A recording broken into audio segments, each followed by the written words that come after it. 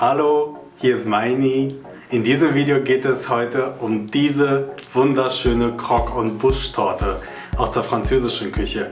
Croque en Bouche bedeutet so viel wie knuspert im Mund und die knuspert wirklich im Mund. Ich wünsche euch viel Spaß beim Zubereiten.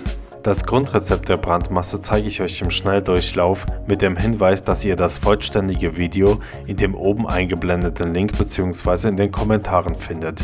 Wir geben Milch oder Wasser, Butter, Salz und Zucker in einen Topf und stellen das Ganze auf den Herd. Sobald es zu köcheln beginnt, geben wir das ganze Mehl rein und verrühren es ganz schnell zu einer glatten Masse.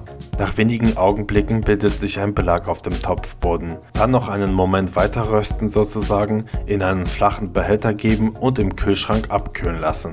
Danach kommen die Eier drunter, schön glatt rühren und in einen Spritzbeutel mit einer Sterntülle füllen.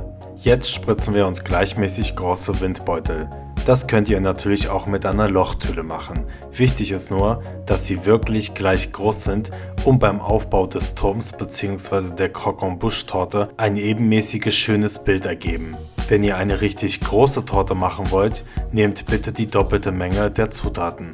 Wenn die Windbeutel bei 175 Grad Heißluft etwa 25 bis 35 Minuten gebacken wurden und kalt sind, könnt ihr sie traditionell mit einer Vanillecreme füllen. Ihr könnt natürlich auch Sahne- oder Buttercremes nehmen. Die Playlist meiner Cremes blende ich für euch oben ein. Sucht euch einfach eine schöne Creme aus. Da wir später Glukosesirup für den Krokantboden und das Karamell brauchen, kochen wir die eingeblendeten Zutaten zu einem Glukosesirup auf und können uns die Sirupreste bis zu einem Jahr locker im Glas im Kühlschrank aufbewahren. Glukosesirup kenne ich persönlich mit Mais bzw. Weizenstärke. Darauf verzichte ich in diesem Rezept, weil die Konsistenz des Sirups durchaus etwas flüssiger sein darf. Bereiten wir jetzt den Krokantboden zu. Die Zutaten hierfür blende ich ein, möchte euch aber den Hinweis geben, dass ihr auf diesen Krokantboden verzichten könnt, wenn ihr die Croque en Bouche etwas einfacher und schneller zubereiten wollt. Die gehackten Mandeln rösten wir leicht in der Pfanne oder im Ofen. Bitte nicht zu dunkel rösten. In einem sauberen Topf geben wir dann Fondant und Glukosesirup rein und köcheln es leicht auf, bis der Fondant sich aufgelöst hat. Dann kommen die Mandeln rein und wir kochen es etwa 5 Minuten weiter, bis sie die gewünschte Farbe erhalten. Seid bitte vorsichtig, der Punkt zwischen einer schönen Farbe und zu dunkel ist sehr schnell erreicht.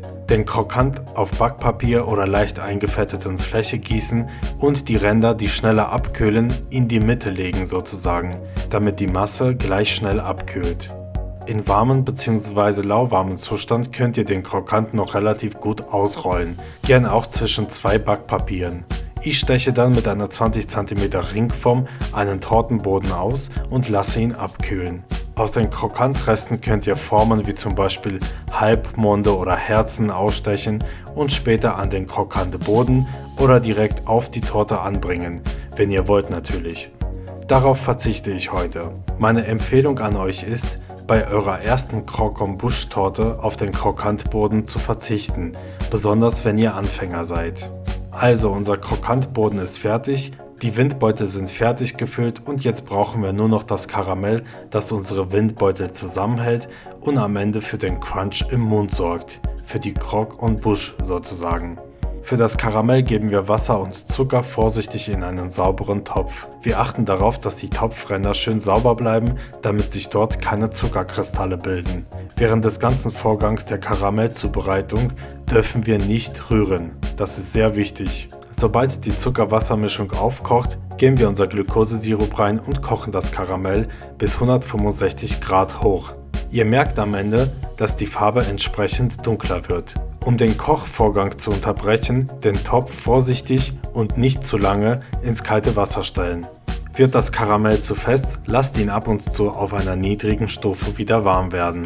Die Croque en Bouche, die ich persönlich aus den Fachbüchern als eine Hochzeitstorte kenne, kann man natürlich auch für andere Anlässe zubereiten.